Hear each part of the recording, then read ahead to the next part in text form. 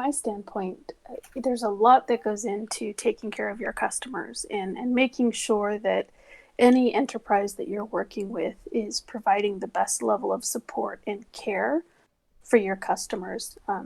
Similar to your friend, I've attended quite a few different training sessions through my employment and have been told the same thing. TC, I need you to go just to check the box because you need the hours for your training. But half the time I end up at lunchtime and at breaks re-explaining the key points that the speaker was trying to make, more in English, less fancy whiz-bang words. But it all comes down to recognizing that whatever product or service you're providing inherently needs to have value to your customers, and making sure that they are able to tap fully into that power and that value, and making sure that they are empowered to come back and give their voice back to you as an organization on how to improve what you're providing. And then when things hit the fan and it doesn't go so well, taking care of your customers and your players in the gaming world who have stuck with you and who continue to support you and want to continue receiving your services, thanking them and making sure that their experience is fully pleasant throughout their journey. Okay, and it's fair to say, and certainly my experience with any tickets that I have submitted, it's always been courteous. It's always been thanking me very much. It's always been nobody's ever. I've never detected any negativity, and it took me a little while to realise that I wasn't actually, on occasion, I wasn't actually talking to a person.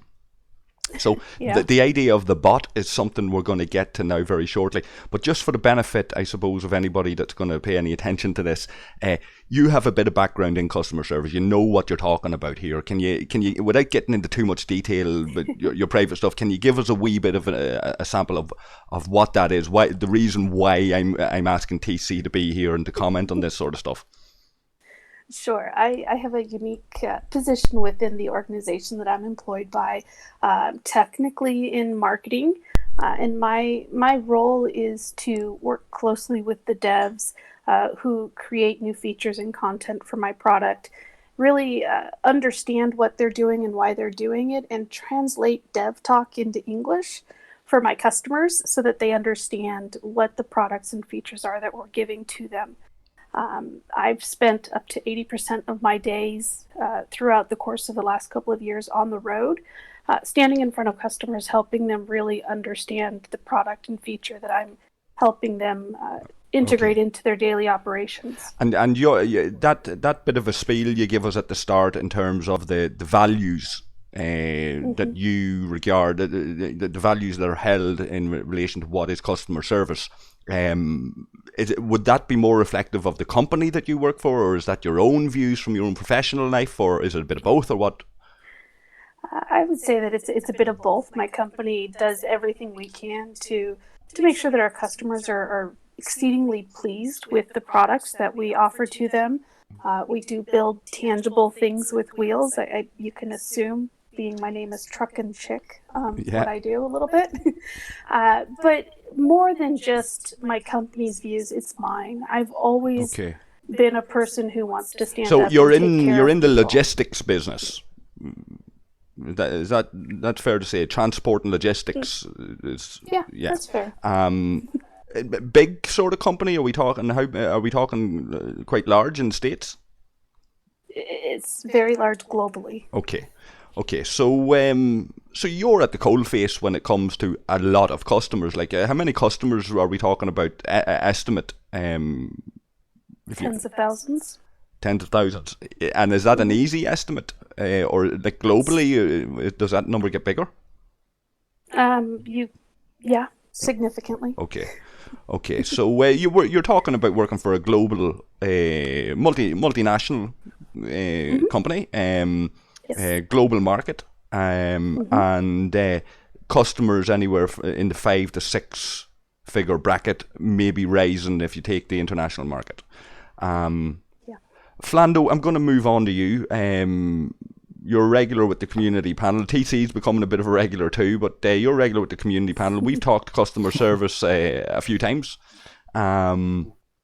You've already in other videos given us a wee bit of background, but can you give us a wee recap just on your take on what customer service is, the sort of thing TC's have to go into, the values that your company or that you personally bring to it, what it means to you, and that kind of the sort of company that you're working for without too much detail, or identifying them, company you work for, and what sort of market they're in, and that kind of thing. So, yeah, essentially, my job's a little quite different than what TC is. Basically, I'm pretty much on the front line as an advisor. So I deal with customers on a day-to-day basis, on a one-to-one sort of conversation. And you know, the way the conversation goes is you want to resolve the issue first and foremost on that call.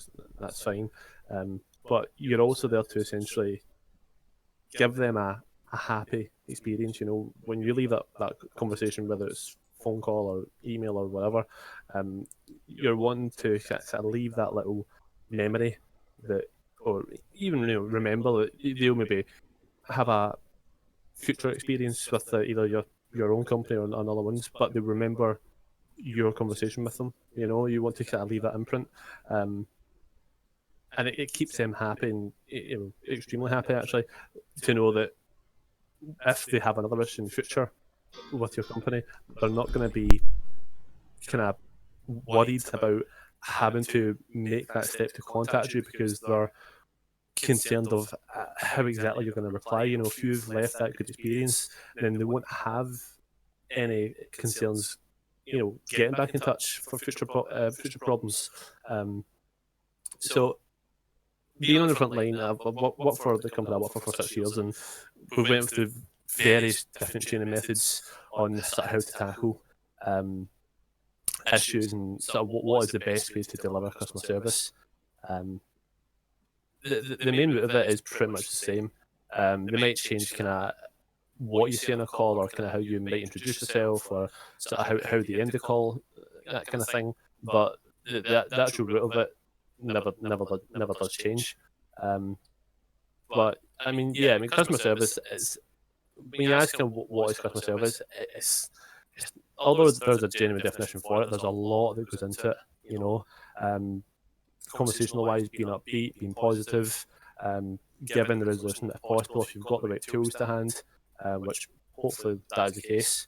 A lot of it does come down to the individual. I know with HelpShift that's more sort of bot based, but I think to give true customer service, it should be always with a human touch, because bots do lack that human capability. You know, yes, you can teach it to do this X, Y, and Z, but it's lacking that key element of speaking with another human.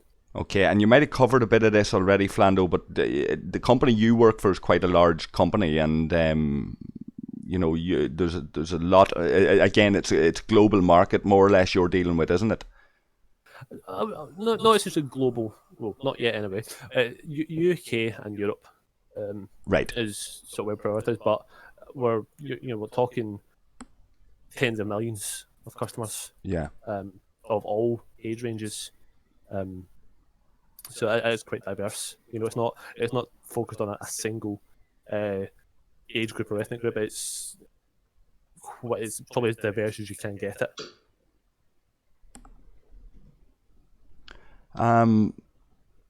So I suppose what I'm wondering is how much resources each of your respective companies put into their customer support. I know I want to get away from the generic customer support stuff very, very shortly and get into the specific scopely kind of what we're dealing with this company. But what sort of resources are we talking about? Is customer service valued by each of your respective companies? Yeah, definitely. Right. I mean, there's not a day that goes by that we're not hearing more on how we can deliver a better experience, possible future training programs, or new methods. Word of mouth, speaking with other colleagues and other managers from other teams, getting tips, and we always do feedback as well. So on a weekly basis, they'll send out a sort of an update on that week's NPS stats. NPS is basically a Net Promoter Score. It's based on the customer satisfaction on your call, and they record that over the whole estate, basically. And you had a great story that you've brought your customer satisfaction rating from a very low place to a very high place in quite a short period of time. Yeah, I mean, although the company I work for, it's been the same company for 6 years, I was essentially outsourced, so I wasn't directly working for them for the first few years. But they did buy us over, and I did become sort of officially with them. That was 2.5 years ago, 3 now. And the site, when I'm based in Glasgow, essentially the stat we were at was, I think, low 20, maybe 30, or run about that. Maybe lower actually. But just looking at the reports now, to date, we're looking at high 70s, and sometimes we actually get to above 80. So yeah, it's been a massive. And if you could say, if that was down to one thing, what would that be? If you could put down the thing that was the key factor to changing that, what was it? Giving advisors more power. So empowering the advisor to offer the customer something to basically shut them up and make them go away. Pretty much, yeah. Right. Don't let them go away, but yeah. Okay. And well, I'm going to be I'm going to take it from a cynical point of view at times. I'm trying to put myself in the position of somebody who's dealing with disgruntled customers all the time, and you've got to be, if you're somebody on the ground working in this environment, you've got to be the sort of person, every human being, they're looking forward to their break, and they're sitting there in the canteen with their cup of coffee, taking out their banana or whatever they're doing, and they're looking over at their colleague and they're saying, geez, I had some shite to deal with this morning. It happens, right? So it's that cynical kind of thing for the people on the ground working in customer service. This video isn't just intended to be a bit of a gripe about how bad Scopely's customer service is. We want to be as fair as we possibly can. It's not intended as a complete dig at Scopely and the customer service. We want to show that we understand what it's like to be for the person on the ground working for this company and working in this company. We want to show solidarity with them, and we want to, in some way, maybe even, this is wishful thinking perhaps, maybe even somebody in Scopely might eventually watch this video, somebody in customer service, maybe some facet of it they're going to agree with, and they might be able to forward the link on to their boss and say, will you please watch this? This is from the players, and try to put it across, like Thaler would say, in the most reasonable possible way. I'm not going to be afraid to be critical here, but to put it across in the most understanding way possible, say, we know what it's like. We know the challenges that you face. This is perhaps where you could improve, or this is perhaps where we as players don't understand why, on the one hand, you'll say this publicly, but on the other hand, the customer experience just isn't like that. And we've got a couple of examples in a couple of videos here, but before I move on to that, TC, just in terms of the resources that your company it seems to put into customer service and customer care, what are we talking there? We've got hundreds of people throughout North America that focus solely on providing the best customer experience and journey. We have an entire department within our headquarters that focuses only on how the customers interact with us as an organization. Okay. And every single one of our frontline field employees is empowered to make compensation decisions, to make financial decisions, to help improve the position of our customers. Okay. I'd like to do a wee comparison with you two guys before the end of the video, right? I want to imagine that TC, you're Gala, right? You're dealing with the high end big spenders, right? I want to be Panic. right. Well, you're Gala because you deal on a more the average customer for you is spending big bucks in your industry. You're talking hundreds of thousands for the average customer, probably, Right. So a company, of course, if you're going to be spending, other companies and other very wealthy people are investing in your company when they make a single purchase, right? If they make multiple purchases, we're talking possibly millions here, right? From a single customer, right? Flando's dealing with the guys who are on the deals where it's like single figures and double figures and what they can get out of it. You know what I mean? Like we're talking about Flando dealing with lots and lots and lots of customers. You're talking the tens of thousands, but these are big, massive spenders. Flando's dealing with millions, but they're lower spenders, right? What I do anyway, so yeah. Which I would like to do a comparison before the video ends. That Flando's like Panic dealing with the masses, right? And you're like Gala dealing with the golden circle, the big spenders, the ones that get the VIP treatment because they spend so much. Just don't expect me to do an accent. It's not happening. Right. Well, what I'd like before the end is for you two guys to suggest to me in terms of the synergy and how you could impact on the customer experience, the player experience, with the guys like Chris and David, people who've worked for Scopely in the past, looking over the team that manages Help Shift, that bot, and then eventually the human responses that we might be lucky enough to get to when we submit a ticket, right? So we'll touch on that before the video ends, hopefully. We've mentioned Help Shift here a few times, and we've talked about how they use a bot. I suppose just to say, both of you guys are players. Both of you, what levels are you, TC? What level are you? I'm at 29. You're level 29. You've played for how long? Since November 2018. Right. And you've submitted your fair share of tickets? A few, yeah. Okay. And Flando, you're playing how long? December 2018. Level 35. Level 35. Now, have both of you are both of you customers, or either you free to play entirely? No, I do spend, yeah. Okay. I've spent a little bit. Okay, and likewise, I've spent a little bit as well. So it's not a lot, but technically, then we're all customers, right? Okay, so you're legit in terms of your experience. You have dealt with customer service. You both have had positive and negative experiences, I'm guessing. But one of the things that your average player may not realise when they submit a ticket, you go into LCARs.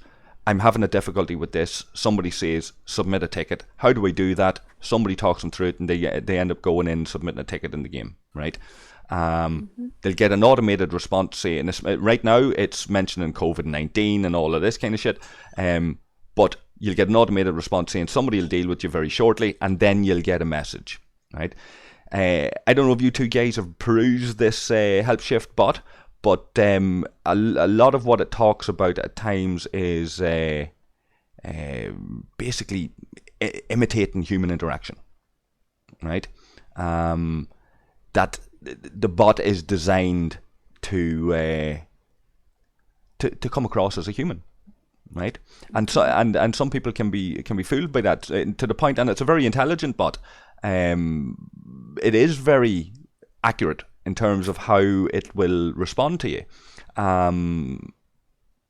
It's very difficult to know, are you talking to a bot or are you talking to a human being here? Have you thoughts on just the idea of the use of a bot?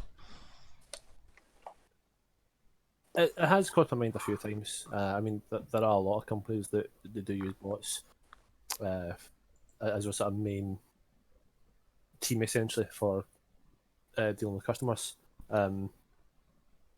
One thing that I've always been kind of, with my past, I don't want to kind of put scope on the rack here, but when you don't get a good experience, and then you don't know at that time if it's a bot or not, you can assume you are talking to a human, and then you don't get a good experience.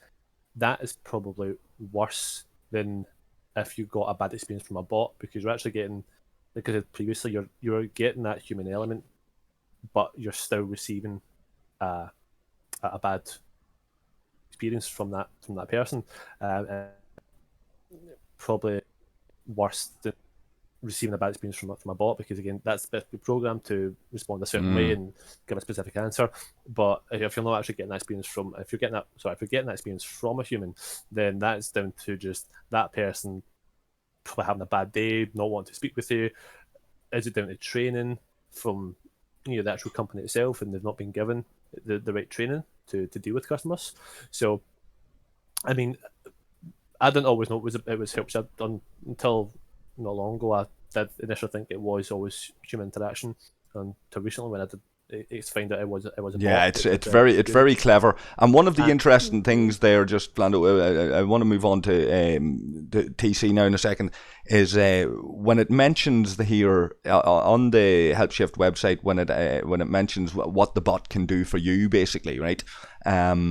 Delivers instant answers 24/7. It reduces costs and deflect tickets with AnswerBot.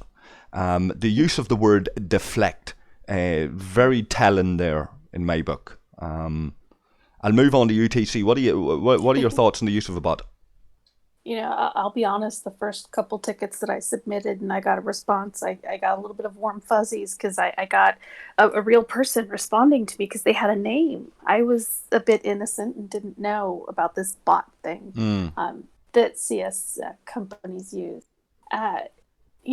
Inherently, I don't have a problem with the bot as an initial reaction, especially if it's trained to look for keywords and provide a good response to those keywords. Where it gets sticky for me is, almost 18 months in, it feels like I don't know that I've ever interacted with the person in my support help. And I've had some pretty dicey situations where, like personal threats made on me. And I still can't tell you if I was ever interacting with a person who could actually care about my personal safety. That's where it gets sticky and not good. Now, I suppose it's worth mentioning that you can email support. You'd imagine that if you email support, you're getting a human being then. You hope. You'd hope so.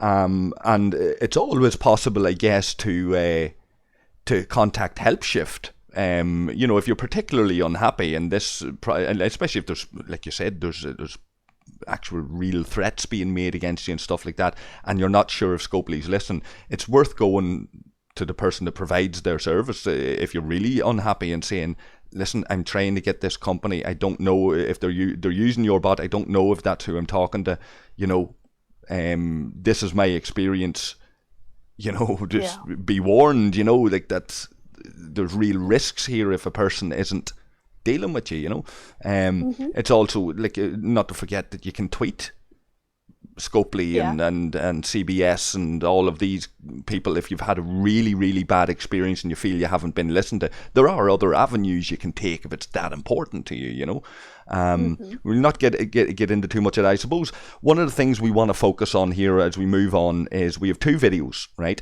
One of those videos is entitled The Evolution of a Customer Service Team and Early KPI Tracking, and that was with a guy who was over Scopely's customer support from like 2000, presumably about 2015 to 2017 kind of period of time, about a 2-year period there it seems. We have that video. We're gonna take a wee look at that. But I leave the link in the description below.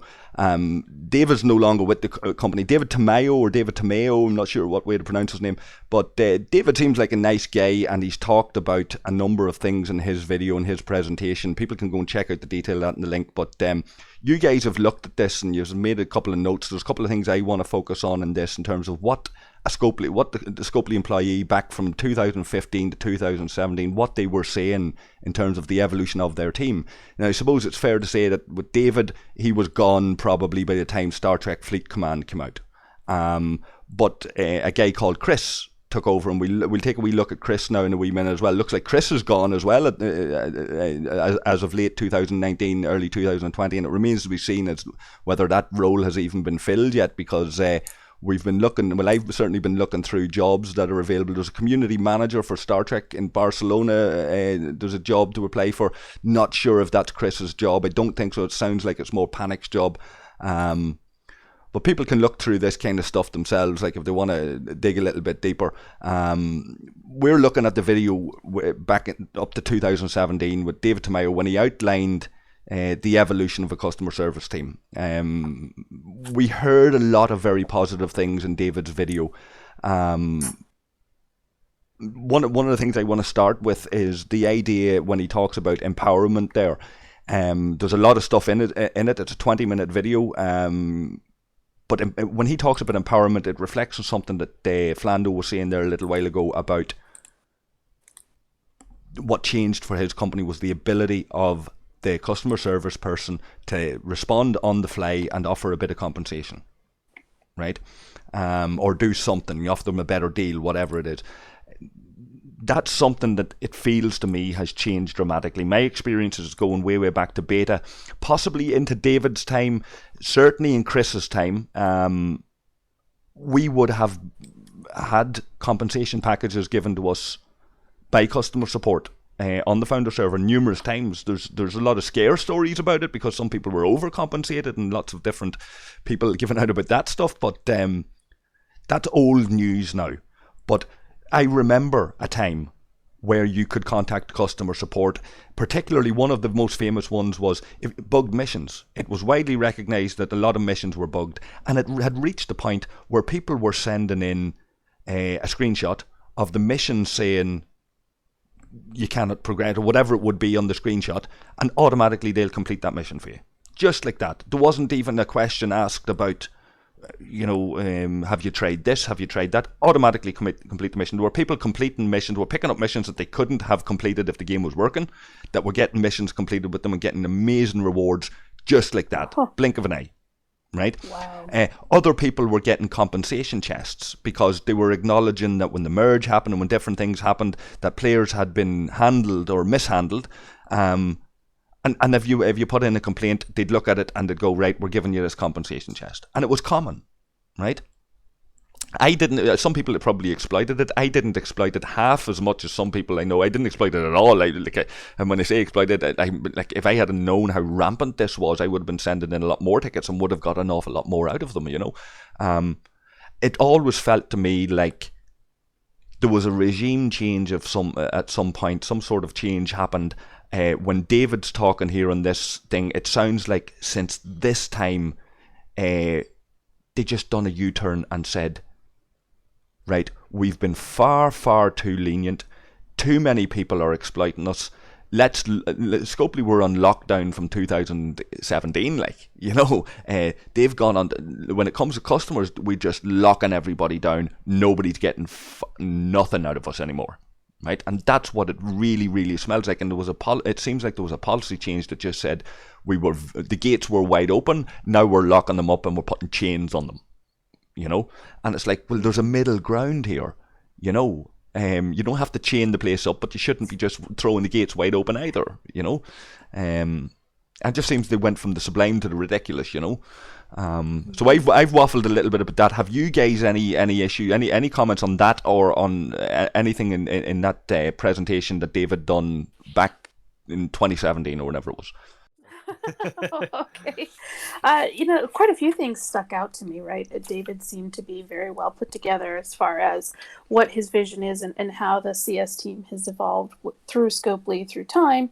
The first thing that really jumped out at me is he admitted it right up front that Scopely looks for games that are going to last 5+ years. They look at these as long-term investments, not just a flash in the pan. And to do that, they focus on empowering their CS team to make compensation and judgment calls. They make sure that they have the tools to do what they need. And then they really hone in on the KPIs and how to make sure that the customer base is happy and content and enjoying the game, which then translates to retention. One stat that he threw out there was after 180 days, there's a 50% difference in retention with satisfied versus non-satisfied players. And they can see that how retention is going to be affected as quickly as 7 days after install.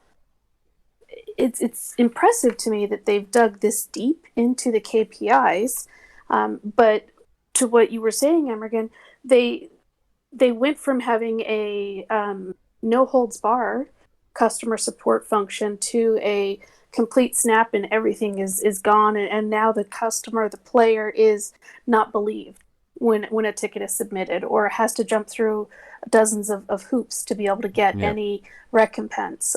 Or is just resigned to talking to a bot. Yeah. Yeah. And to just realizing, I mean, I can't tell you how many times on my server I've heard players say, oh my gosh, I put up an 8-hour shield and somehow 4 hours later my shield is gone and I was drained by hundreds of millions. And some naive soul will say, submit a ticket, you'll get it back. And everyone on the server just laughs at them and says, you'll never get it back. Yeah, what really Yes, gets my what really gets my goat out of it all, what really gets me out of it all, and we'll move on to Flando now in a wee second, just on David's video, when they have admitted publicly, yes, this is a bug, yes, this is a flaw in the game, and then you submit evidence. Now, I've said this is disgusting before, and I find this disgusting. I won't take that language back. I find it disgusting that a company will acknowledge a flaw in the product, and when you come with video evidence of the product flaw and say, there it is going on fire, there it is happening in front of you, right? Yeah. And you've admitted to this flaw. What are you going to do for me as a customer? We're not giving compensation at this time. It's utterly That ridiculous. is disgusting to me, and I'm a low spending customer. What's coming up in David's video now are the super fans. I'm little more than a super fan, in terms of everything you've said, TC, before we move on to Flando, what's the problem? In everything you said, you've praised the vision, how deeply they go into the KPIs, all of that. What's the problem with that? What doesn't sit right for you with that? What doesn't sit right is if you continue watching the video, they talk about how your front line of defense needs to be able to compensate and make the player feel like they've been heard and that they've been made whole for whatever the bug is that happened. It's ridiculous to me the time, the effort, and the money that people put into this game to have a very well-known and widely spread bug occur, and Scopely just say, there's nothing we're going to do about it. That really gets my goat. It ticks me off. Yeah, and fair to say thousands, if not tens of thousands of other people feel the same, other customers, other players. Flando, David Tamayo, that video that you watched, anything particular you want to focus on in that? Yeah, I mean, he did specify that, he did mention that what they're focusing on is sort of first contact resolution, which is basically, you submit your ticket and you're not going from one person or to a bot to another one, back and forth to 5-10 different people or bots replying to you. You're submitting the ticket, one person or one bot picks up the issue and gets it resolved, whether it takes a few hours or a day, but it gets resolved the first time you contact. You're not going back to them with the same issue. Explain that you've had to then essentially repeat yourself, which I find has happened in the past. You submit a ticket, you state your reasoning, and then they reply back to you with an answer which either wasn't relevant to your ticket, or it didn't actually satisfy your expectations. So yeah, I mean, the fact that they were, and this is back from 2014 up to 2017, 3 to 6 years ago. Yeah, this is through their Walking Dead period. It's fair to say they had an awful lot of problems with the Walking Dead, maybe more so than with Star Trek Fleet Command. Perhaps that community was a little bit more organised in terms of taking action, protests and stuff like that around the game. But they had an awful lot of headaches with The Walking Dead. So it's significant, even though it might be a bit dated. We want to look at what has changed from what we're looking at with what the vision was when David was there.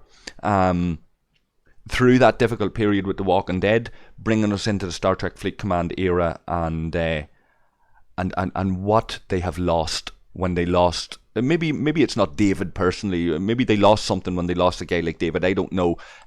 but certainly the vision and the ethos could have remained. Yeah, I mean, there was a couple of things that I was that I did sort of make a wee note of, and the other one it does go quite hand in hand with the first contact, and it's highlighting the players first as their core mission. You know, that's their top priority is players first.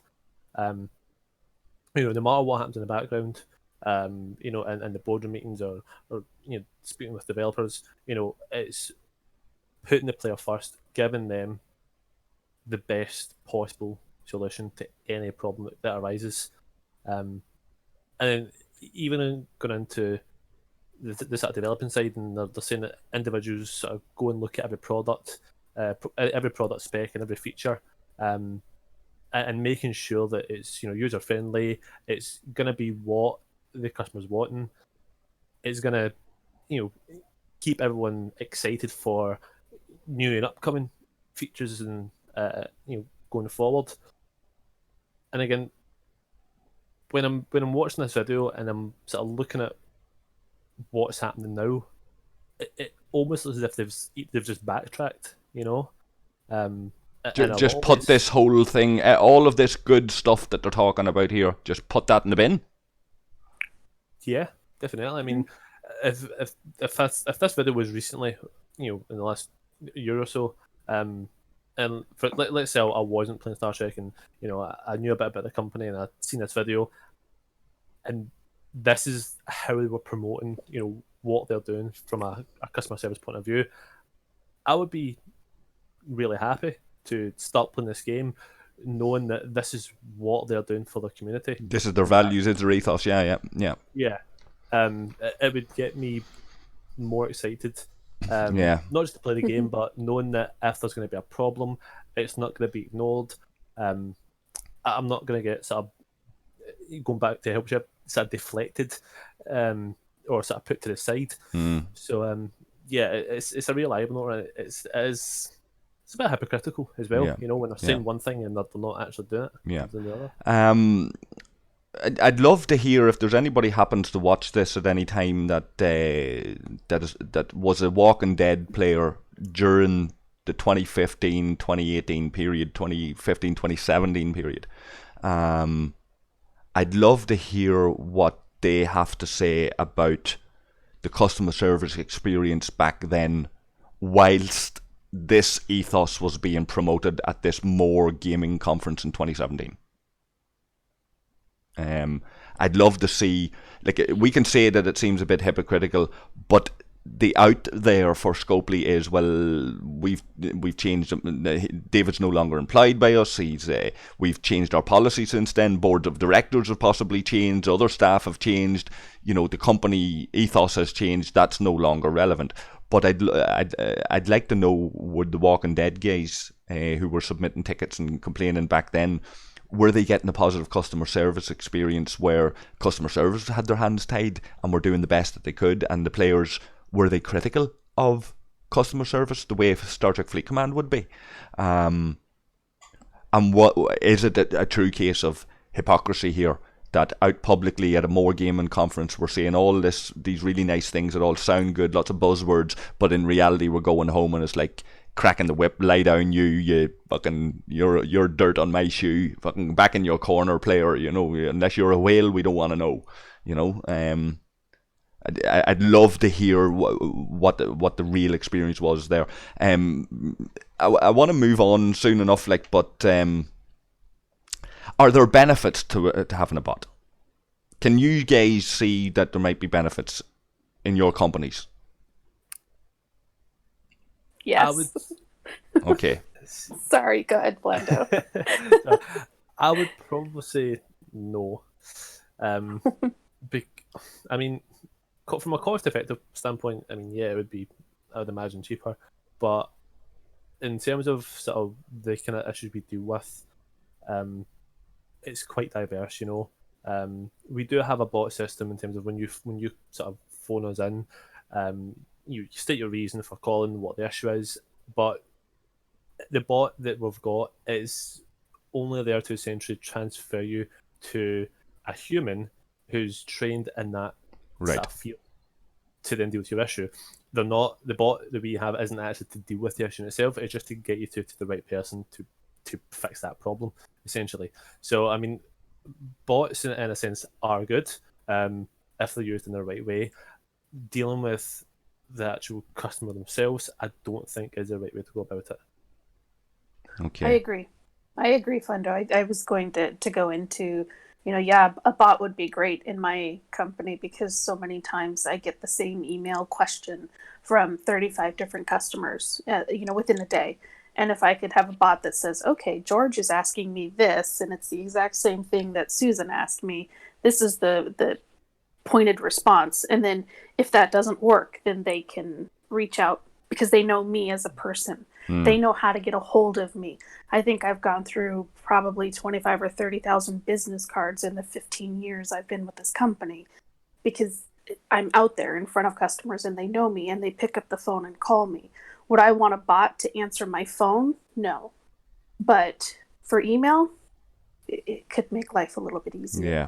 But definitely that the personal touch is important. It is critical to make sure that our customers are heard when they're reaching out to provide feedback to us. Yeah. A saying in my company that used to make me vomit in my mouth, but now I'm really embracing it is feedback is a gift. And it's on you. It's on me. How do I receive that feedback and what do I do with it?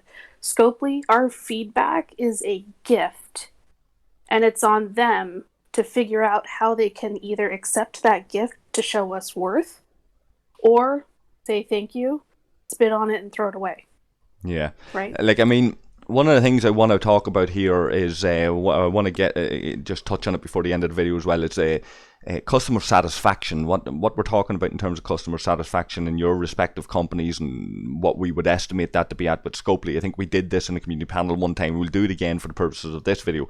And just to note on that, in HelpShift's page it says like customer service bots made easy, but improve customer satisfaction is one of the things that they're saying there. Improve customer satisfaction, automate simple interactions, and optimize service workflows.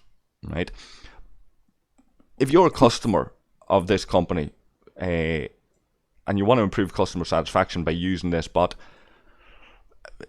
I'm not sure that this bot is doing its job then, if it's supposed to help improve customer satisfaction, But we'll come to that in a wee moment. I want to ask you guys, have you played other games out there that you've had a different customer service experience or a similar customer service experience with Star Trek Fleet Command and Scopely?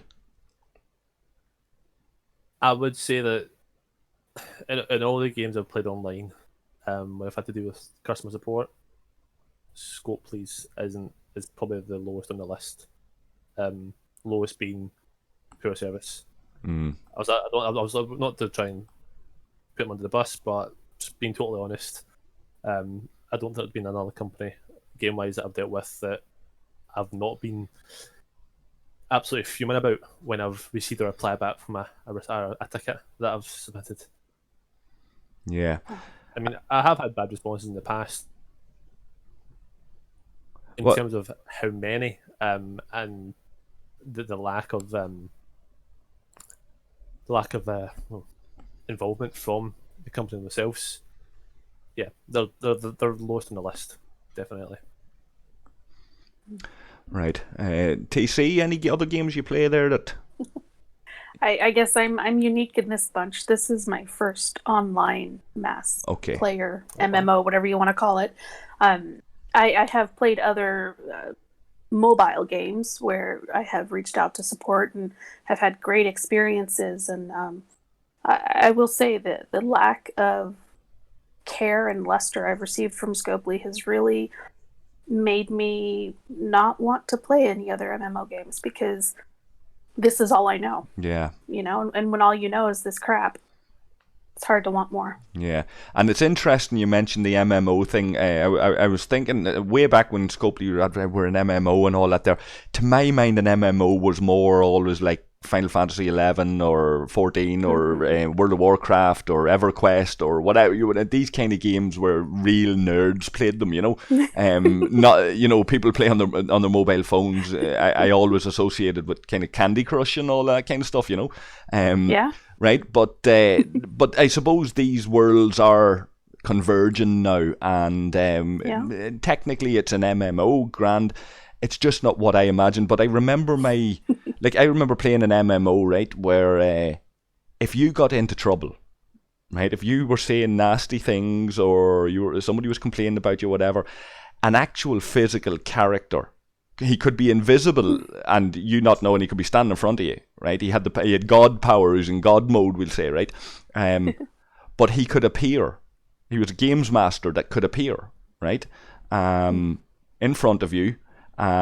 Limit everything you can do and actually take you to a place where you would be warped to what was called Mordian jail. It was a room you could not get out of, and you were put in this room with the games master who had basically arrested you, right, in front of you, telling you that you need now to buck yourself up or they will ban your account for X amount of time, and now is your timeout in this room. And if you carry on ridiculous in front of him, he just bans your account or takes whatever action he needs to take. Right? Now, You mean they told you what you did wrong before they banned you? Oh, absolutely. That doesn't happen with Scopely. No. Like absolutely, they would monitor. They would monitor everything. When a complaint came in, they would make their presence felt, and you would be isolated in this room. Like, it was a very impressive way for an MMO, and this is years ago. And that's what I expect from an MMO, not a Candy Crush response. You know what I mean? Yeah. But it's a different platform, so we'll not complain too much about that. But there is another game that I played, Mobile Royale, but I think it's a French company maybe is behind it, the development company. They offer live customer support in their game, right? As on the login screen, as soon as this game is loading up and you're waiting to log into this game, you can hit live customer support from that moment on, right? And within minutes, you will get a response. You will get a live customer support rep who will ask you now, you may not get the answer that you need or what you want or whatever else, but they are there and on hand to help you 24/7. And they certainly wouldn't be up there when you read these magazines or you look at the social media where how much money is being made by certain companies within the games industry and blah blah. Lots of blogs and things out there about Scopely and how well they've done, leaders in the market, blah blah blah. But with the amount of status this company enjoys and the amount of money they claim to make. This other IGG, I think, is the game that makes Mobile Royale. They're in another league. They're making way bigger profits, but they're not offering the same customer experience if you're running into difficulty. And surely IGG have more of a shoestring budget for their customer support than Scopely. They'd be certainly forgiven more if they had to budget on certain aspects and cut corners. Customer support's not one. They have big spenders and they have their equivalent of whales and all. They're probably making plenty of money as well, but they don't cut the corners on their customer support. Yeah, in-game moderators is always a good thing to have. One game I used to play when I was a few years back, RuneScape actually, great little game. It's quite big now, but used to have, I don't know if they still have it now, but they used to have in-game moderators. Some were from the player base, and they would be highlighted differently on the sort of server chat. And then you had the fishing moderators who directly worked for the company, but they would be on each server. So if there was someone who was being quite verbally abusive on sort of global chat or whatever, they could nip that in the bud right there and then. The player wouldn't have to then go submit a ticket or have to then sort of make that take that first step to contact the company, because there was someone there, either working for the company or sort of voluntarily doing it for the company, to sort of sort that issue out straight away. I think, I mean, I don't know how other servers are, but there's a few players on our server who can be quite toxic on Galaxy Chat. And having an in-game moderator with a player, or whether it's a direct employee, that would help greatly. I played another game one time where they had players who acted as moderators. It worked in some regards. They were allowed to play on the server they moderated on, obviously, but it wasn't their main account. They had to have accounts on other servers that were their main accounts, and they weren't allowed to be moderators there. But there was always that problem with the people that they got on well with, the people that were friendly to them, the people that kissed their ass a little bit, kind of got off that little bit lighter than the ones that were going, fuck you, don't tell me what to do. You know what I mean? And I think that's where it comes down to the other players on the server to notice that and pick that up. So if something that if that is happening, then it is down to others to highlight that issue.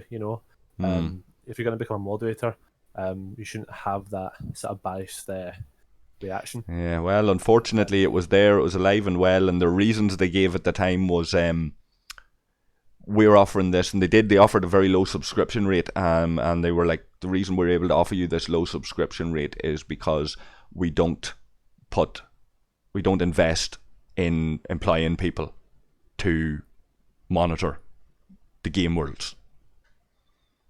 What amazes me is I know Scopely has said that they monitor all Galaxy Chat and they see everything that happens. I'm assuming that's a bot, but if that's the case, why aren't they stepping in and being more proactive when things turn nasty? Yeah, in-game? There's a lot of inconsistency in that. You see from one server, somebody will get banned for saying one silly benign thing, and on another server, somebody's coming out with outrageous stuff and it's being let go. There's massive inconsistencies. I suppose moderating is another video I want to do, and I want to kind of keep it separate, guys, just in terms of how they moderate game chat, but also how they moderate their official forums and things like that. So we'll maybe touch on that in another video. I want to move on here to, and we start to finish up very shortly. I want to move on to the role of player support in live ops, right? Now this is specifically live ops in the games industry, but we're looking at Chris, who took over from David, Chris Whittington. Chris sat on a panel again at this More Games conference. I think that was 2018, maybe. Chris, I believe, is gone probably since late 2019, early 2020. I'm not sure if he's been replaced yet.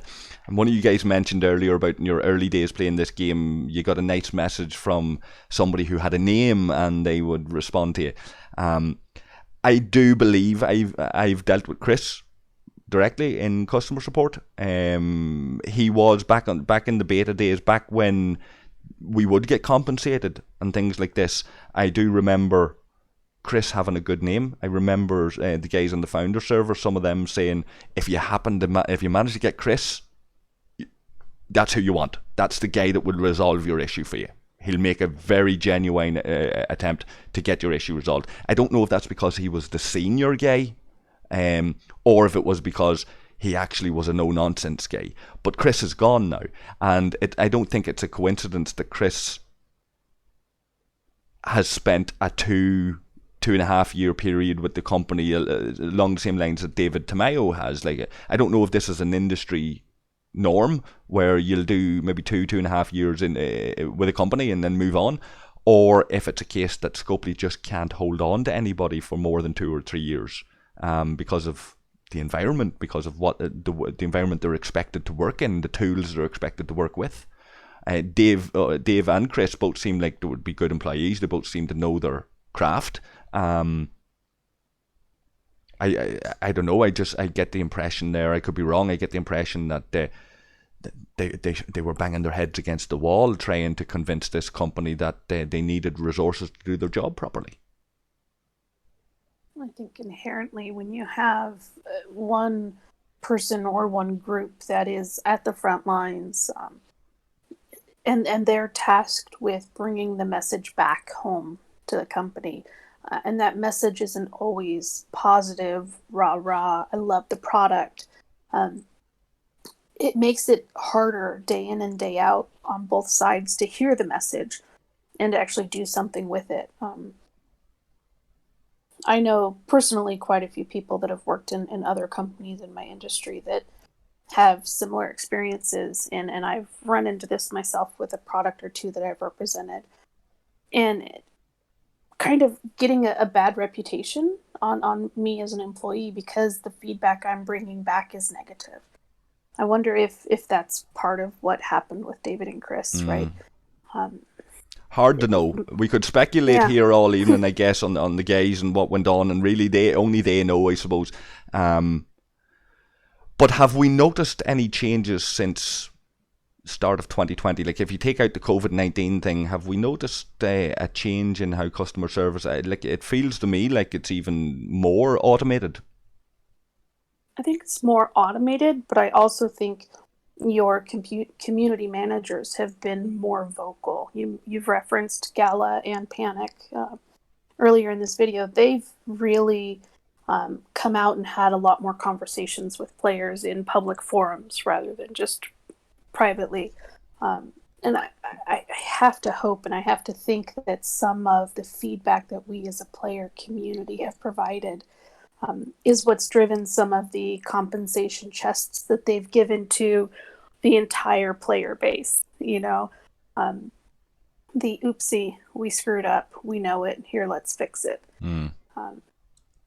So as far as an overall community management, I think they're trying to do better, but the one-on-one customer support, I think it's devolving quickly into completely useless to even submit a ticket. And I find it interesting there, TC, that both David and Chris's role, their titles were different.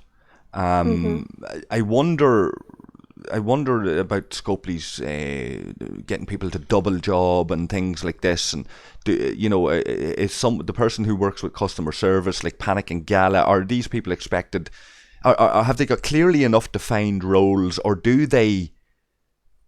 Are we looking like at a Venn diagram of different roles, but they all have crossovers with each other that they'll jointly do? Like, where Panic and Gala will deal with the community and customers, Gala's job is to deal with the VIP spenders, like, right?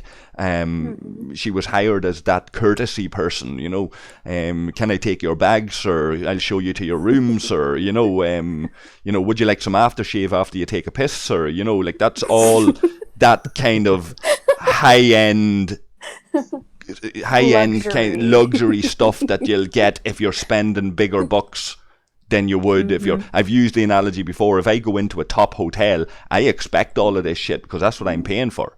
If Scopely are a high-end product that offer the high-end experience, and you're a customer, even though I might be walking into the Waldorf Hotel or wherever, name me any of these top, Hilton, any of these top hotels, I may be walking in only buying a cup of coffee in their canteen. I'm still a fucking customer in this hotel, so there's status associated with this. Right? Yeah. I may not be renting out the penthouse, but if I as a treat, if I want to rent myself a room and get myself a room in this hotel for a single night because I've got a special date, I'm still not going to go and get the penthouse. I expect that the guy that's getting the penthouse is getting the extra special treatment, but I'm certainly getting a damn good standard of treatment when I walk through the doors of that hotel. Okay. And you know what I'm saying? Whereas if I walk into a 3-star dive, I know what I'm paying for. And I don't expect an awful lot. And the reality is, I've walked into fucking 3-star dives that give me a better fucking customer experience than this supposed 5-star product. Yeah. Sorry, there's a bit of a rant. Flando. I mean, what I noticed is there's a lot of similarities that Dave and Chris did have. Also, Dave did mention about the sort of the wanting this game to last years. Chris also did highlight that as well. That focus on long term revenue, although short term is going to help. The priority should be long term. It will keep the players in the game. So I mean, and even I think it was Keenzer, I think, said that in one video done a while back, that they've got plans for this game years and years ahead. So from what we're hearing, they want us to be in the game for years, but what we are dealing with on a day-to-day basis isn't reflecting that. Even when I think one other thing I got noted when Chris was speaking was they've got tiers for when you send in tickets.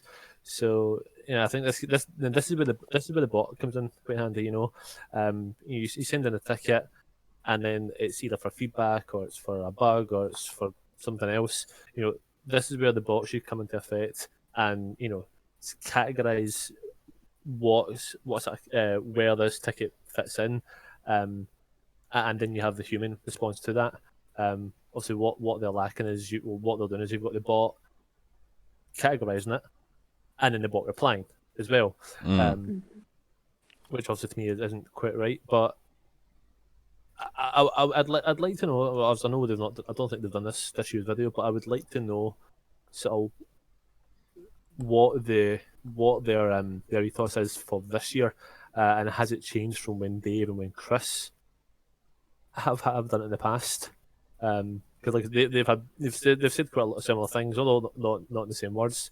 But their sort of their idea on sort of where Scope should be in terms of customer service seem to be on the same path. That's what I detected from watching both videos, is that both of the lads were very, very positive and upbeat about the direction they want to take this, the vision that's there and the ethos they want to carry forward. What I can hand on heart say from my experience, I've played this game for at least as long as Chris was employed by this company, right? I believe I've dealt with Chris, and if it was him, the man himself, the guys were right.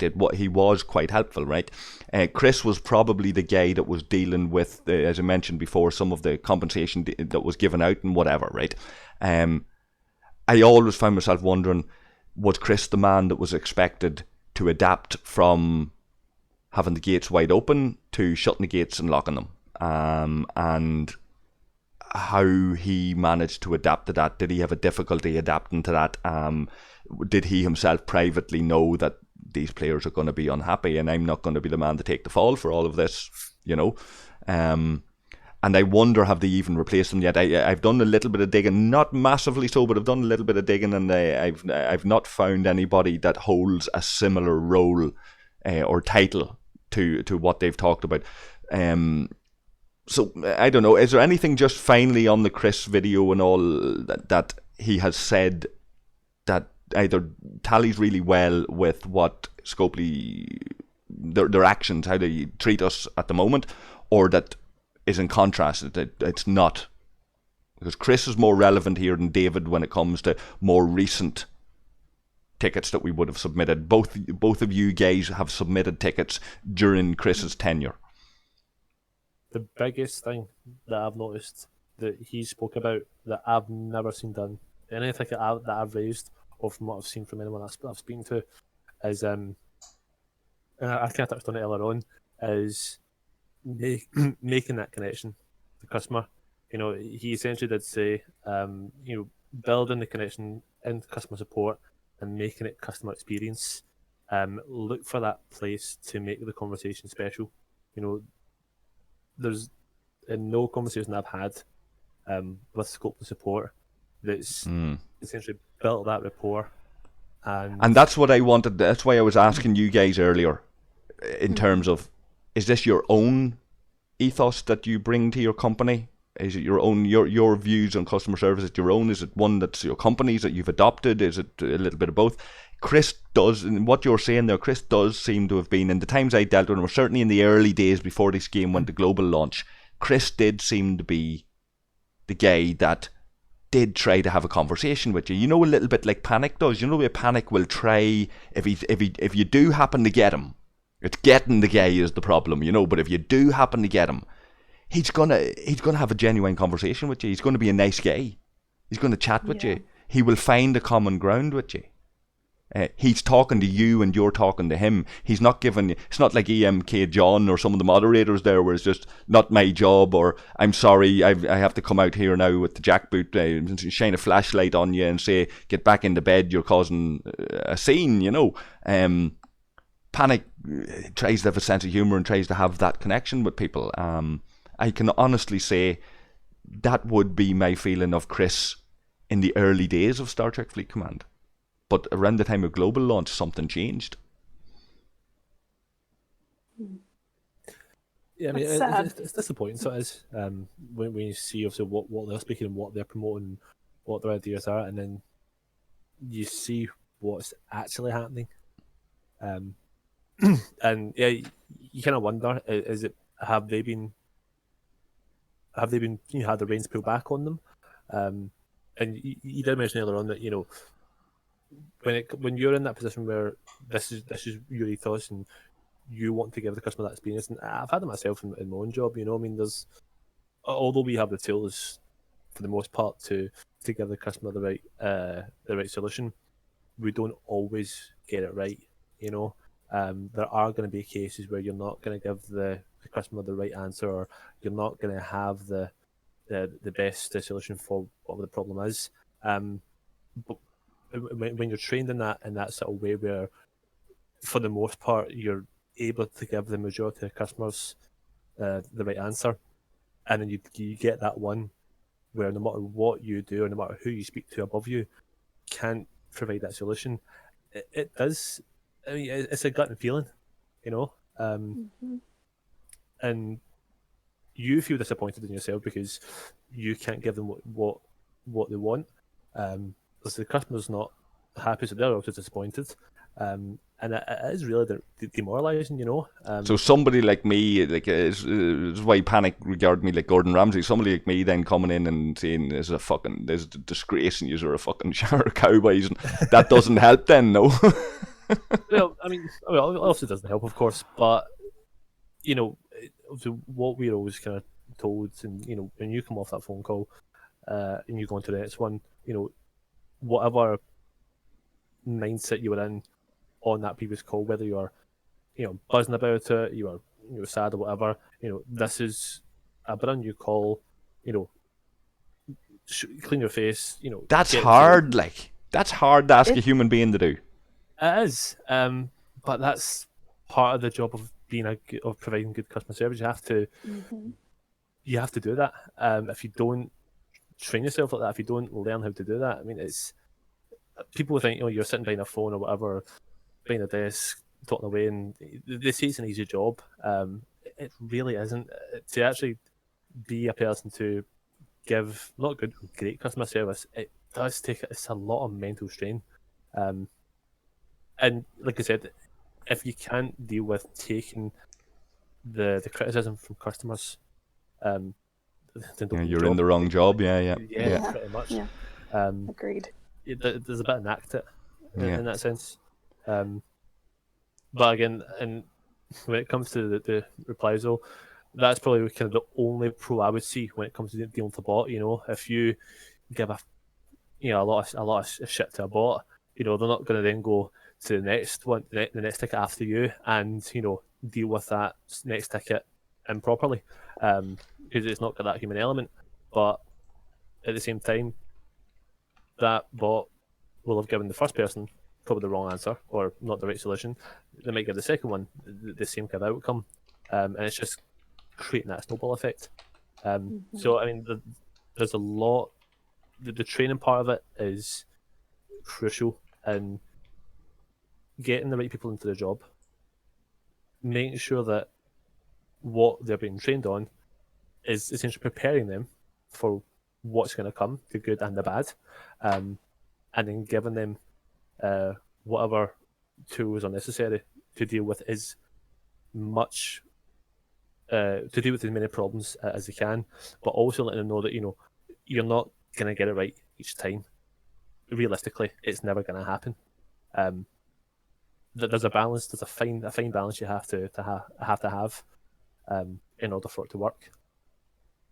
Yeah. TC, any final kind of comments or thoughts on Chris Whittington's contribution to customer service, or that video in particular? Yeah, there were two quotes that really resonated deeply with me and showcased the stark difference of Scopely today to the Scopely that Chris was representing.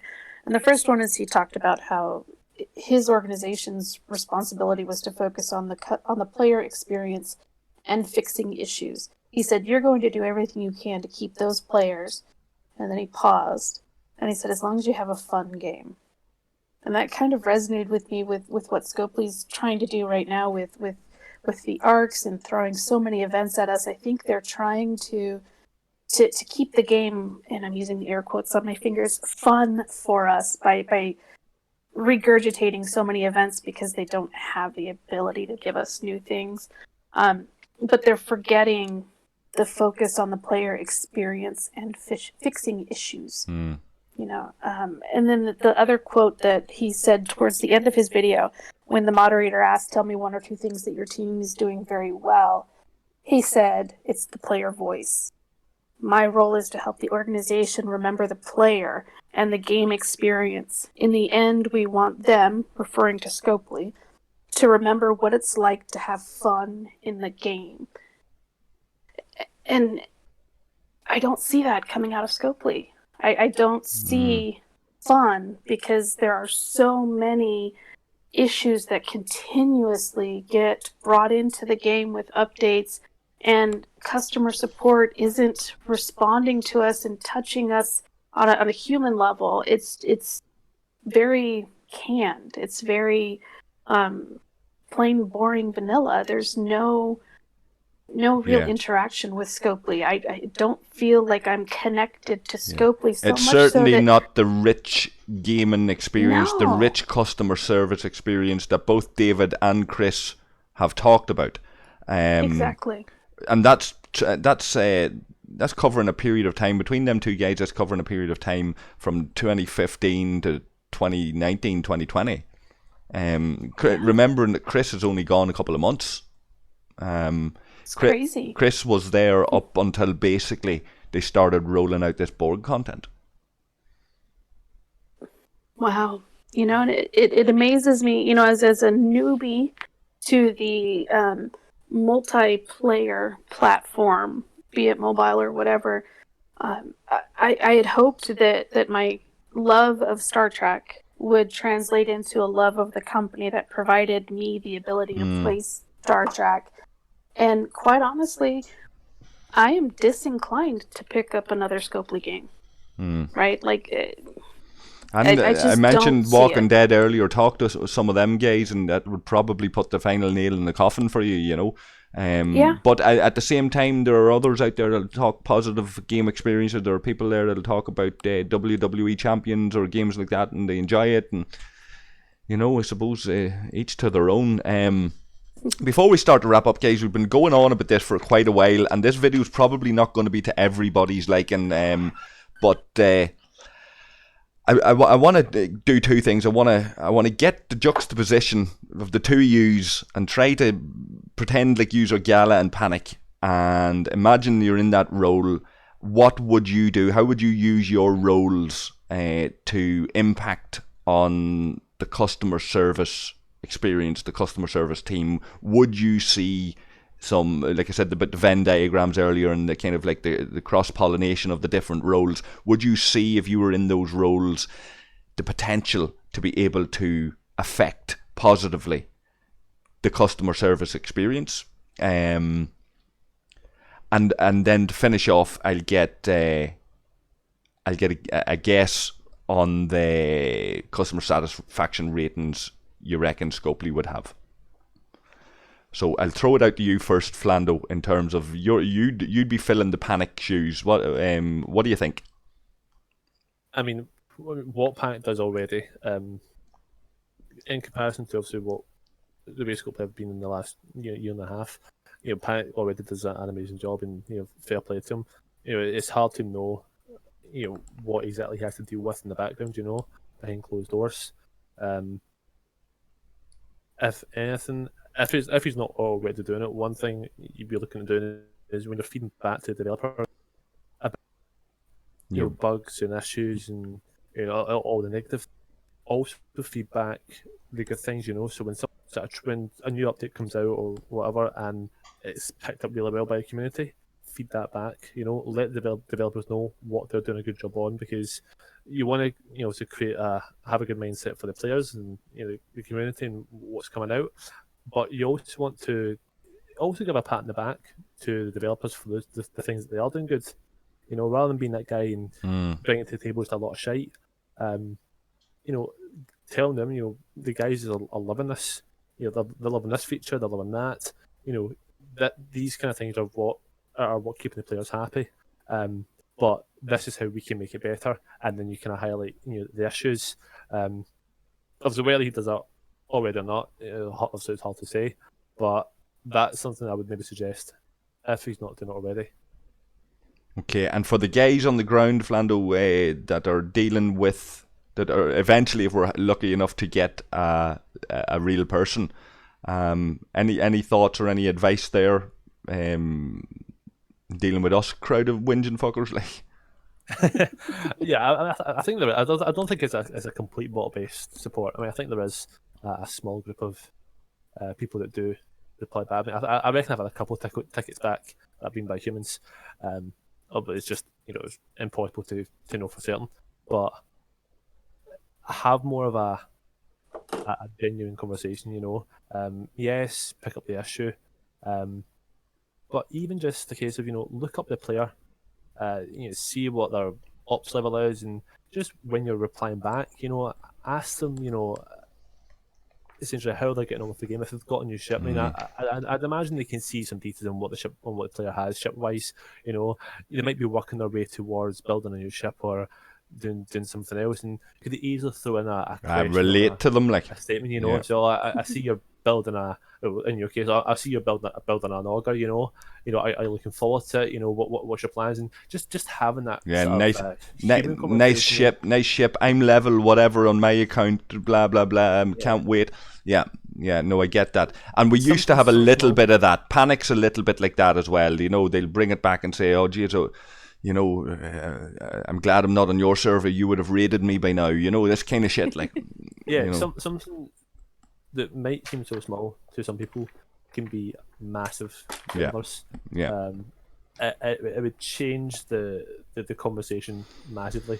I'd agree with that. At the same time, always keep the professionalism. Of course. Always.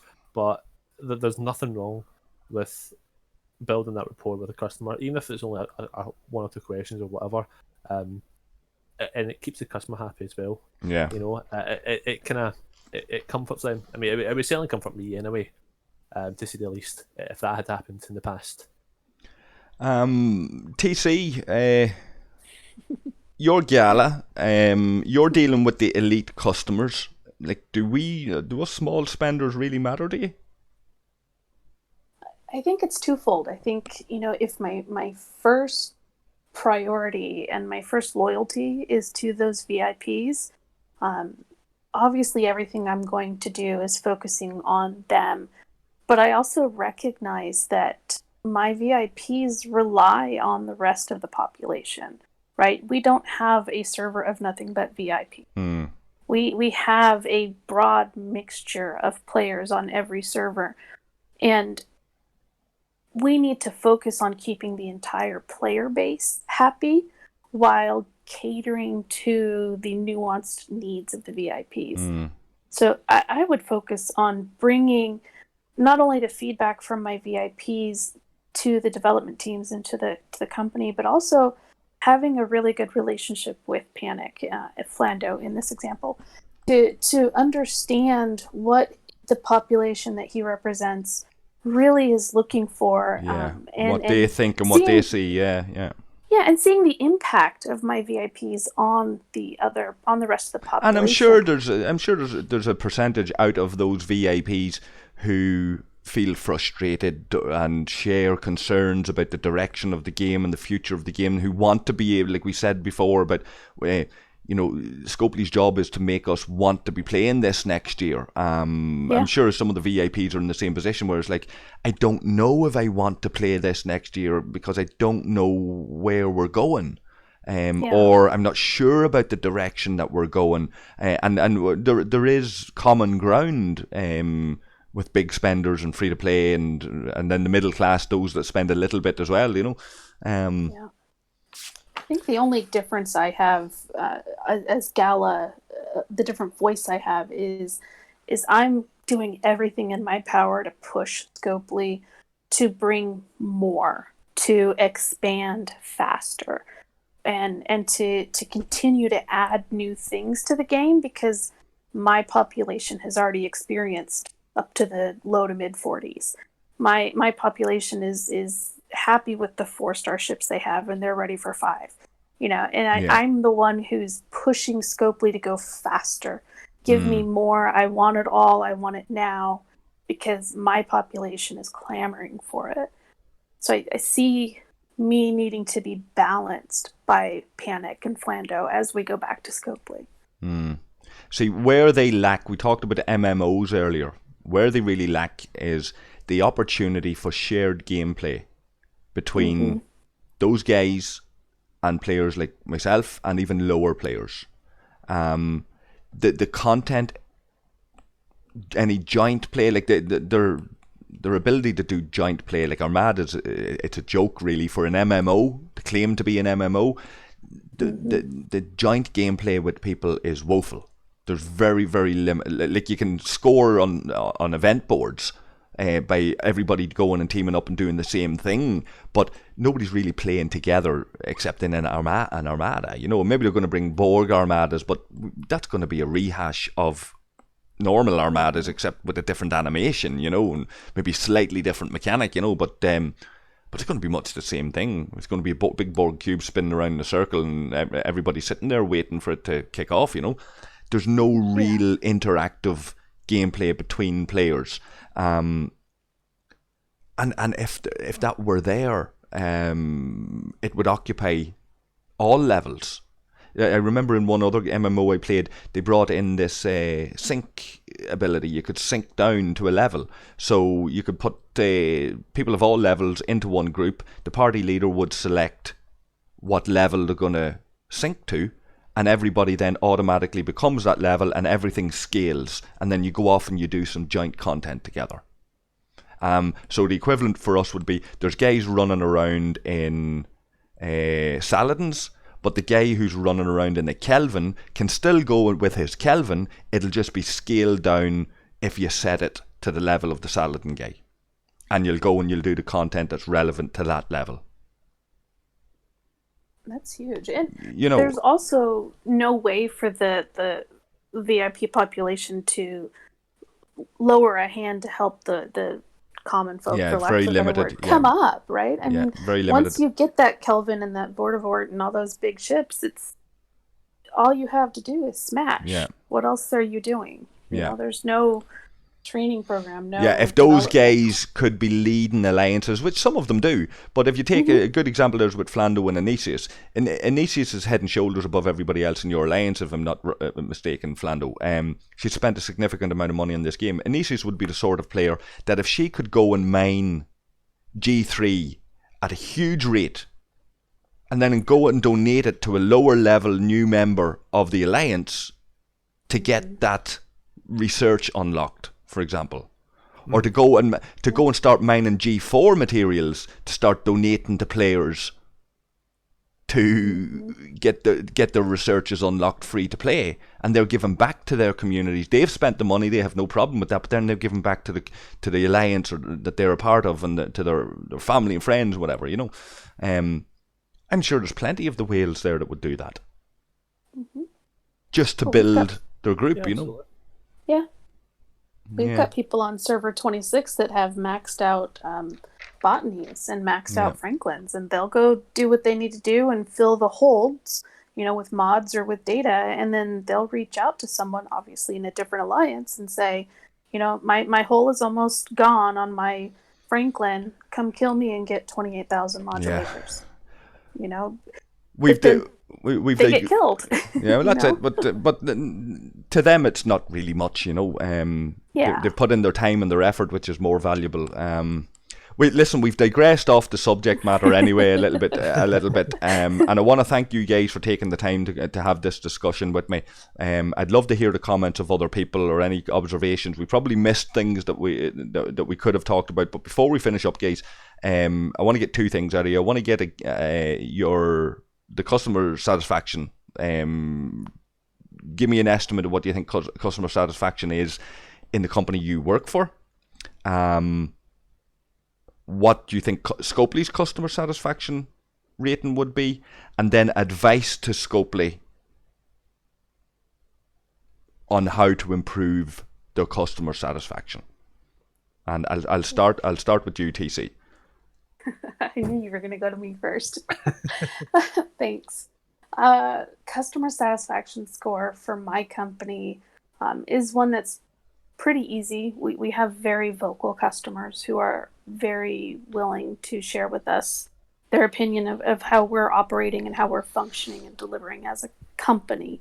I would say that we have a relatively high customer satisfaction score. I don't want to put a number out there. I don't know. But based on our repeat customers and the partnerships that we have with our customers in the industry, I think that we are one of the more stable and respected brands out there. As far as Scopely's customer service score, I think I was on the panel that did this conversation last time. Mm-hmm. I would say it's probably in the 30 to 35 at the most. I can't see too many people happy unless they're still allowing the Borg arc fun to bump their score. Yeah. Like 30-35 wouldn't be relatively high, I wouldn't say. It depends on your starting position, I suppose, but it wouldn't be relatively high, right? In the absence of a number from your company, we'll just say that there would be ground if Scopely were to reach the customer satisfaction ratings that your company would enjoy. They have ground to make up. Have you any advice on the off chance that somebody might be listening somewhere? Have you any advice there that you can offer? I would say that the first thing is to get stability within your own platform and to make sure that everything that you're putting out as an organization, be it coding in the game, be it a touch to a customer, be it a development of your bot, focus on the entire customer base, the player base that you have, and give us the level of quality that we expect from Star Trek. I know Scopely, you're making this game, but I expect a Star Trek experience in this, and I could never imagine an Enterprise losing, an engine as it's going down the road. It kind of feels like we're doing that a little bit with Scopely. Yeah, Amorgin might be the scruffy bastard coming into the hotel who, a bit of BO and, maybe he's wearing Wellington boots and he's got a bit of mud on them and he's making the carpet a bit dirty. But the guys that I'm customer. When I walk into that hotel, I'm still getting treated as a customer because I'm putting my hand in my pocket, even though I'm only buying a cup of coffee. When I go for a piss, even though the guy's sitting looking at me thinking this man needs a bottle of aftershave, not just a splash, I still get the splash of after. I still get the courtesy. I still get that. Yeah. Mm-hmm. So we're talking about consistency across the board, regardless of the amount you've spent. Mm-hmm. Okay. Yep. Flando, customer satisfaction rating for your company, where you'd estimate Scopely's to be, and any advice you could potentially offer? The way our satisfaction works is because we sell different services, each service does have its own sort of a survey essentially on the product. So I'm not going to do too much detail. Our main one is television. That's the main one basically. I'm not kind of going into more detail than that. This report is a couple of years old. It's from 2018, but back then, the percentage satisfied was, I believe, it was 80. Is either 88 or 89% satisfied.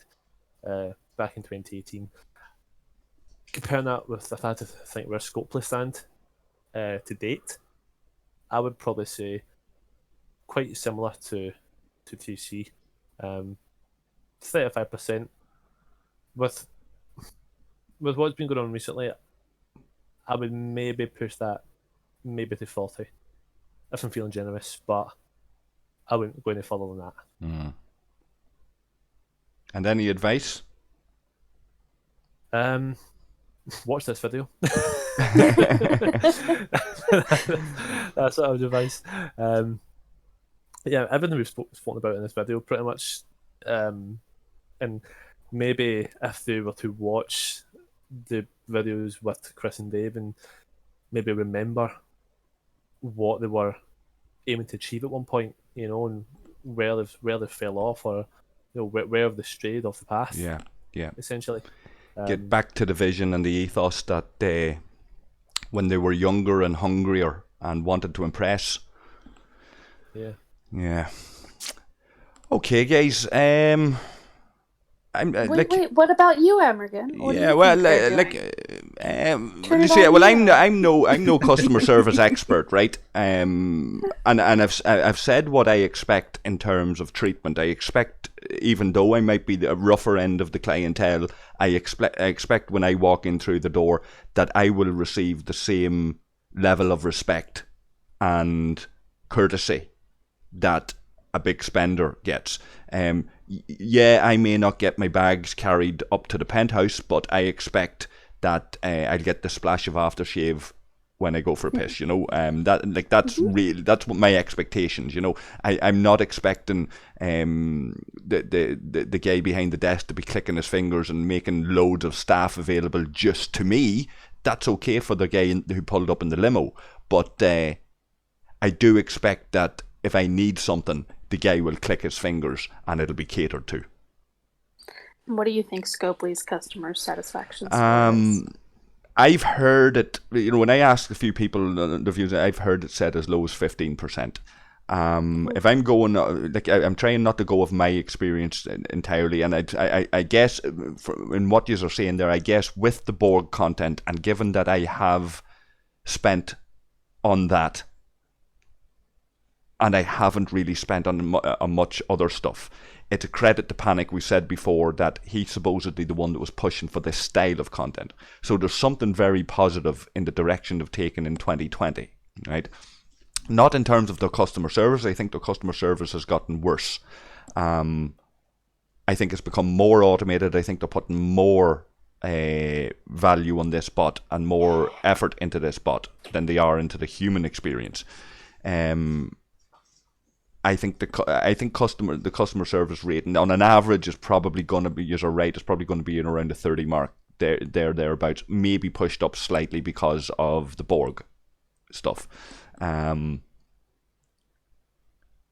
a normal day, depending on where they go after the Borg, or if we look back to before the Borg, I think you're dropping down to around the 20 mark, which is very bad. I've seen it when morale and everything has been very low. I've been accused of adding to the pressures in some of my videos. So that would never have been the intention, but it reflects on how those teams are being managed if you haven't got the thick skin, like Flando was talking about, or the skill to ignore a certain amount of criticism and put on the positive spin onto everything with every new and fresh customer that you deal with. It looks to me like Scopely have never had that skill set. They don't focus on people who have that skill set, and if those people do have the skill set, then they're obviously not being supported to do their job when they're getting stressed out. Because somebody's like me is ranting in a video and they've heard about it or seen it and it's upsetting them, and I'm pouring fuel on the fire. If I'm getting to people as a disgruntled customer, and it's not even me. Sometimes it's me reflecting what I'm hearing from people. If that's getting under people's skin, you have to ask the question: are they suited to that job? And if at one time they were suited to that job, then you have to ask the question: are the companies supporting their employees enough? If you're at the coalface and you're dealing with shite from people, you need to be supported. There's a thing out there called compassion fatigue, that if you're the sort of person that automatically has compassion for your fellow human, and you're willing to see things from their point of view, and you're willing to engage with them, and you see what's going on and all that kind of stuff, you can take that shit home with you, and you can let that eat away at you from the inside. And companies that have employees that are at risk of this, maybe it is Christmas Eve, and you're dealing with a customer who's telling you that they're after having a family tragedy on Christmas Eve. Yeah, a bot is going to deflect that. But if you're a human being that ends up dealing with that, how unless you're a cold-hearted bastard, which you can't really be if you're dealing with people as well, how are you going to take that home? You're going to be sitting at home Christmas Eve with your family, maybe reflecting on this poor bastard somewhere out in the world that you've just dealt with a couple of hours ago, and a big sob story that they've given you. You can take that shit home with you. So companies need to protect employees that are at risk of that. It seems to me that they've either selected the wrong people to do, who don't have the skill sets for the job, or they're not supporting those people when they're facing challenges in the job that's being asked of them. Or they've removed the human factor from that Yep. front line completely to negate that. You know, when you do have the ability as a customer support representative to really touch another person, even if it's just through the written word, you have the opportunity as a representative of a company to turn that negative instance into such a positive through your interaction that you create a champion for your organization. Yeah. And I think that's a piece that Scopely's missing. You Yeah. don't have champions. Which doesn't help when you see all of these accusations of they're just money hungry, it's all about the profits, it's not player centered, it's not customer centered, all of this kind of stuff. And then you see how much effort they put into the VIP customers. And they have direct lines to the community managers, and they have direct lines to get their own support person responding to them if they have a problem, and all of this kind of stuff. And then you contrast that with some of the horror stories that you hear from people trying to get simple issues resolved. It doesn't help their case. You know, it doesn't help with the perception that's out there among players and customers that, yeah, maybe they are like, and this is the thing, maybe they are a soulless corporation. You know, maybe they are soulless and faceless, and they just don't care, and it's all about profit. Maybe that is the reality, and maybe they're never going to see this video. Maybe it's the lower end employees who are just hanging under their jobs who know this, and that's the reality that you're never going to change. Could well be, I don't know. I've talked with Thaler at length about the culture within organisations, and he has a theory about the way you deliver your criticisms, the way you deliver your commentary. If you want to be effective, you need to deliver it using the language that these companies use. You need to be able to meet them on ground that they're familiar with, and deliver your message in a coherent and civil way. And I get that. I just don't see much progress with a lot of that at times, you know. So, any final thoughts, guys, before we wrap it up? Thank you for opening this conversation. I think it's one that's very timely, and I think the way that the conversation was approached is meant to be positive and to help Scopely improve a little bit with our voices, and I hope that the intent that we put behind this video really comes through to any of you from Scopely that do end up watching. Thank you for hearing our voices. I think one thing to take away is that this player base in this game, it's not your usual online game where it's a bunch of teenagers immature, no experience in work and all that, and you're dealing a lot of times with full-grown adults who have all the experience in so many different fields. Some are relevant to exactly what scope we do. So, the feedback that does come across should be taken quite seriously. I mean, you would get a lot of games, and it's essentially just a bunch of kids ranting and raving and complaining, with no real sort of genuine feedback to give, in a sense. But with this community, especially the one I'm in on my server, um, there's a lot of guys who work in IT, who work in game developing, who, like myself, work in customer service. So when we're giving the feedback, it's because we're literally doing the job in a sense that they're also doing as well. So we're not just saying it with from off the top of heads. We're given exactly kind of what should be happening from a real life standpoint. Fair enough. I want to thank you guys again for joining me. We went on a little bit longer than I had expected. Always do. We tend to. We'll ask people to leave their thoughts and their comments below. Come and join us in Discord. We're always there in some shape or form. You'll probably get an answer from one of us if you want to explore any of this in any more detail. And look after yourselves, guys. You, Flando, and UTC, and I hope your families and all keeping well this time. And and for everybody else, the same. And take care of themselves, and we'll catch them all again very, very shortly. Thanks for having me. Sounds good. Thank you, Amorgin.